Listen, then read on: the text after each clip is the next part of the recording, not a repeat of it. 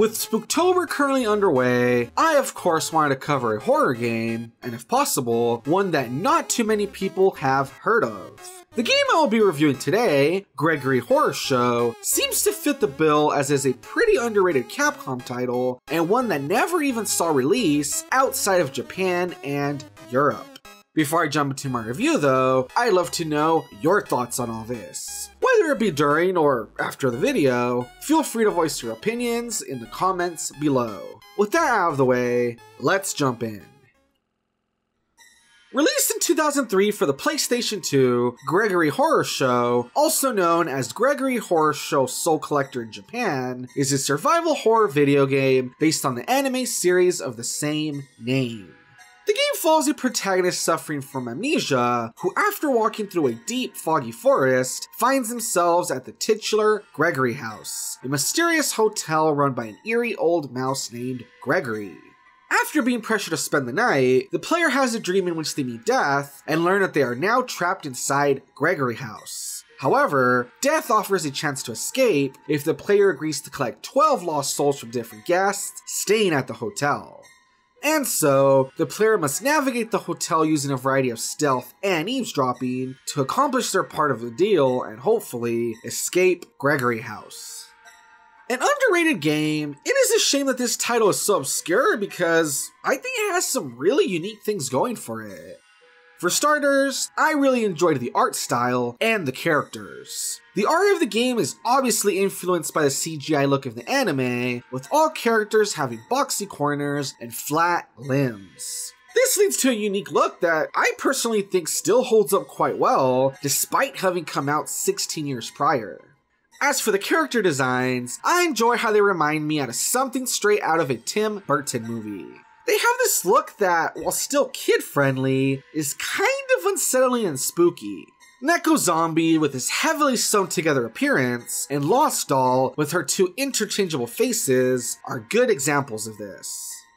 Moving on, I think the gameplay is really interesting. As mentioned before, the main objective is to get the different souls from the guests, but how you do so involves solving basic puzzles. Similar to a game like Majora's Mask, in which NPCs run on a clock, or Hitman, in which they follow a certain routine based on different events, guests staying at the hotel go about their own daily routines, ending up in certain areas at different times of the day and night. Therefore, the fun comes from investigating the seemingly breathing world to find out what each guest's weakness is, and then doing the right actions at the right times to claim their souls.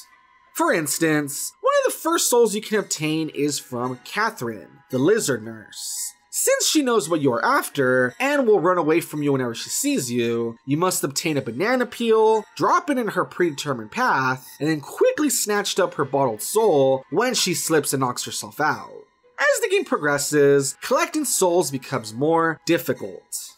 Speaking of which, I like that the game does indeed put forward some challenge. You see, the game ends when your mental gauge hits 0, indicating that the player character has gone insane and become a part of the hotel. The meter depletes slowly as the day proceeds and can take a major hit if any guest whose soul you have stolen catches you. Wanting revenge for what you've stolen from them, capture leads to a titular horror show, which is a cinematic that results in the player getting hurt at the guest's hand and losing a large chunk of the health bar. This means that not only do you need to keep an eye out on potential targets to learn their patterns, but you must do so while dealing with an ever-growing list of guests who want to hurt you, and a health bar that is slowly ticking away. While you can replenish your health bar by eating food, reading books, and going to sleep each night, the game definitely becomes more complex over time, as you must juggle a whole bunch of things at once. This in turn, I think, really adds to the tension and indeed makes the title feel like a real survival horror game. Finally, I just want to say that the sound is something that I quite enjoyed as well. The voice acting throughout the game is solid, with each character sounding just as creepy as they look. As for the music, it may not be anything too special, but the way it gets more loud and vicious as the guest chases after you is quite fun and adds to the excitement. Turning over to any negatives, one thing that really sucks about this title is how expensive it is if you want to track down a physical copy. With it being a pretty niche title that didn't even see release in North America, copies online are easily in the hundreds. Another negative is that the aforementioned difficulty will probably be a little too much for some players. While I always find challenge to be rewarding to some extent, I know that this is not the same for everyone, and some people will probably think that getting chased by a bunch of characters who want to kill you, while you try to keep an eye on your deteriorating health bar, is far from fun. That aside though, if you can somehow manage to find a copy of this game and don't mind a bit of a challenge, Gregory Horror Show is a big thumbs up from me. With a unique look, interesting story and characters, gameplay that feels rewarding as you progress, and an overall spooky edge to it that is perfect for the Spooktober season, I definitely recommend it.